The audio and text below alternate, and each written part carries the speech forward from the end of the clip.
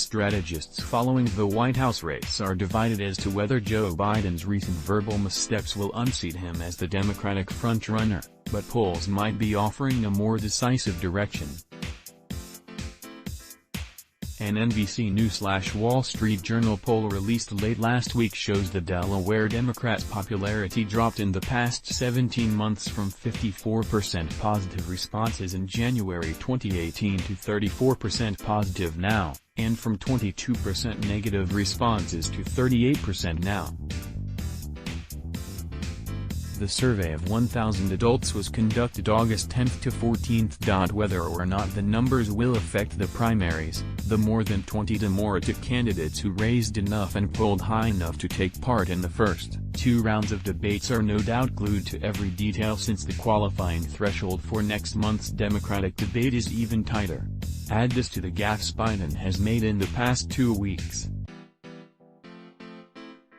During a speech in Delaware Friday, he confused Burlington, Vermont, with Burlington, Iowa. On August 10, Biden twice mistakenly said he met with the survivors of the fatal Parkland, Florida, school shooting, although it happened February 14, 2016, more than a year after he finished his last term as vice president. On August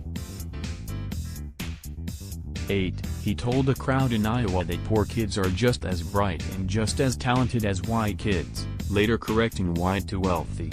Some say the public is used to Biden making these kinds of errors, but others say these are not small bumps to be ignored. The former vice president under President Obama will need to watch his step, predicts Democratic strategist Michael Trujillo, who worked with Hillary Clinton's 2016 campaign. "I haven't been living as long as Joe Biden, but I do know what words are coming out of my mouth," said Trujillo, who is based in Los Angeles. "It's a very controllable thing, yet his aides are saying it's just Joe being Joe." Trujillo said that he knows Biden means well, but added that he hopes Biden gets more polished as the race unfolds. As time goes on and the top 20-plus candidates are winnowed down to 10, U.S. Senator Elizabeth Warren of Massachusetts and U.S. Senator Bernie Sanders of Vermont, Democrats chasing Biden in the polls, will have a chance to catch up, Trujillo said. "There are 22 or 23 people running for president, raising enough and polling high enough to get out in front of the public, and they're not making these same mistakes," he said. "They're under just as much pressure and getting the same sorts of questions, so it's sort of tough for me to listen to their spin or excuses when there's 22 other folks doing it well and not making the same mistakes." Molly Mitchell, a Democratic strategist based in Washington, did not feel as if matters were quite as dire. She pointed out that Biden's place among the Democratic candidates seeking to unseat Trump is still solid in spite of the verbal gaffes. "He's still the front-runner," Mitchell said.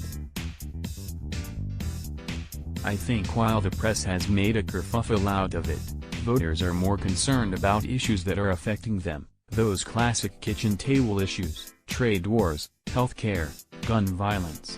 Mitchell does believe, however, that Biden will need to make sure that his missteps don't somehow get tied in with the fact that he is 76 years old, as questions have surfaced as to whether the former vice president has missed his opportune time as a White House candidate.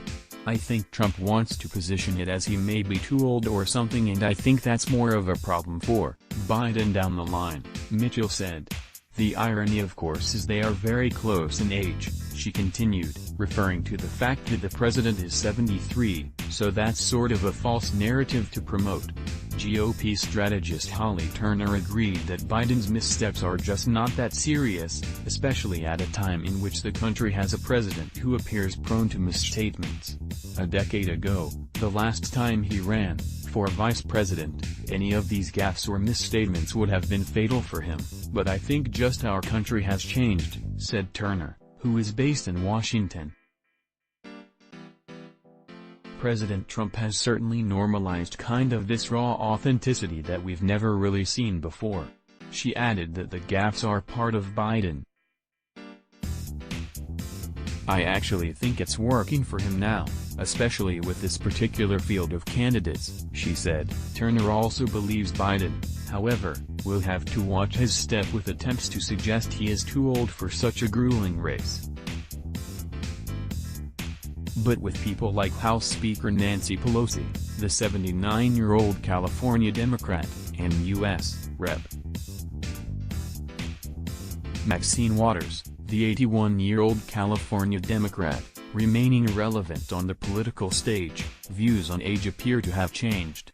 76 looks different on different people, Turner said. More must-read stories from Fortune. When will Twitter ban white nationalists? Civil rights leaders urge action. Several states suing Trump's EPA over new dirty power rule. Why the U.S. labeled China a currency manipulator.